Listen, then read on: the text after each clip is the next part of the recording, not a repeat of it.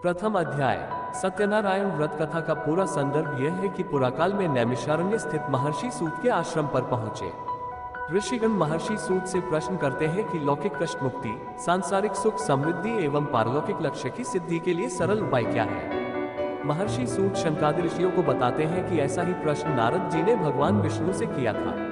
भगवान विष्णु ने नारद जी को बताया कि लौकिक क्लेश मुक्ति, सांसारिक सुख समृद्धि एवं पारलौकिक लक्ष्य सिद्धि के लिए एक ही राजमार्ग है, वह है सत्यनारायण व्रत। सत्यनारायण का अर्थ है सत्याचरण, सत्याग्रह, सत्यनिष्ठा। संसार में सुख समृद्धि की प्राप्ति सत्याचरण द्वारा ही संभव है। सत्य ही ईश्वर है। सत्याचरण का अर्थ है ईश्वर आराधन, भगवत पूजा।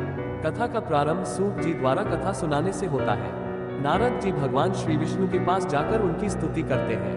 स्तुति सुनने के अनंतर भगवान श्री विष्णु जी ने नारद जी से कहा, महाभाग, आप किस प्रयोजन से यहाँ आए हैं, आपके मन में क्या है, कहिए, वह सब कुछ मैं आपको बताऊंगा।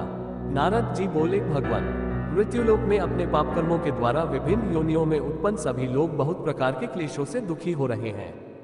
हे नाथ, किस लघु उपाय से उनके कष्टों का निवारण हो सकेगा? यदि आपकी मेरे ऊपर कृपा हो तो वह सब मैं सुनना चाहता हूँ, उसे बताइए। श्री भगवान ने कहा कि वत्स, संसार के ऊपर अनुग्रह करने की इच्छा से आपने बहुत अच्छी बात पूछी है। जिस व्रत के करने से प्राणी मोह से मुक्त हो जाता है उसे आपको बताता हूँ, सुने। हे वत्स, स्वर्ग और मृत्युलोक में दुर्लभ भगवान सत्यनारायण का एक महान पुण्यप्रद व्रत है। आपके स्नेह के कारण इस समय मैं उसे कह रहा हूँ। अच्छी प्रकार विधि विधान से भगवान सत्यनारायण व्रत करके मनुष्य ही सुख प्राप्त कर परलोक में मोक्ष प्राप्त कर सकता है। भगवान की ऐसी वाणी सुनकर नारद मुनि ने कहा, प्रभु, इस व्रत को करने का फल क्या है, इसका विधान क्या है, इस व्रत को किसने किया और इसे कब करना चाहिए, ये सब विस्तार पूर्वक बतलाइए। श्री भगवान ने कहा कि सत्यनारायण व्रत दुख शोक आदि का शमन करने वाला, धन धान्य की वृद्धि करने वाला, सौभाग्य और संतान देने वाला तथा सर्वत्र विजय प्रदान करने वाला है। जिस किसी भी दिन भक्ति और श्रद्धा से समन्वित होकर मनुष्य ब्राह्मणों और बंधु बांधवों के साथ धर्म में तत्पर होकर सायंकाल भगवान सत्यनारायण की पूजा करे, नैवेद्य के रूप में उत्तम कोटि के भोजनीय पदार्थ को सवाया मात्रा में भक्तिपूर्वक अर्पित करना चाहिए। केले के फल, घी, दूध, गेहूं का चूर्ण अथवा गेहूं के चूर्ण के अभाव में साठी चावल का चूर्ण, शक्कर या गुड़, ये सब भक्ष्य सामग्री सवाया मात्रा में एकत्र कर निवेदित करनी चाहिए।